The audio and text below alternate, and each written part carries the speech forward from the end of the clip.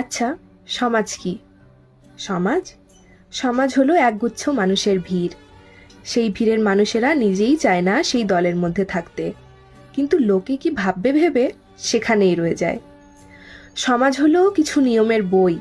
সেই বইয়ের নিয়ম লেখা যে পৃষ্ঠাগুলিতে, সেই পাতা নিজেই অতিষ্ঠ সেই নিয়ম মানতে, কিন্তু মানতে বাধ্য, কারণ সকলের থেকে আলাদা হয়ে যাবে যে। এখনকার দিনে দাঁড়িয়েও কেউ পিছনেই তাকিয়ে আছে।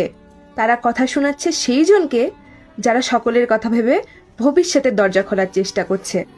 এখন যদি সেই দলের থেকে কেউ বেরিয়ে যায় নিজের মনের সুখের খাতিরে আর ছিঁড়ে ফেলে সেই নিয়মের পাতাগুলি, তাহলে সমাজের সেই লোকই তার দিকে আঙ্গুল তুলবে যে মানুষেরা তাকিয়েছিল অতীতের দিকে।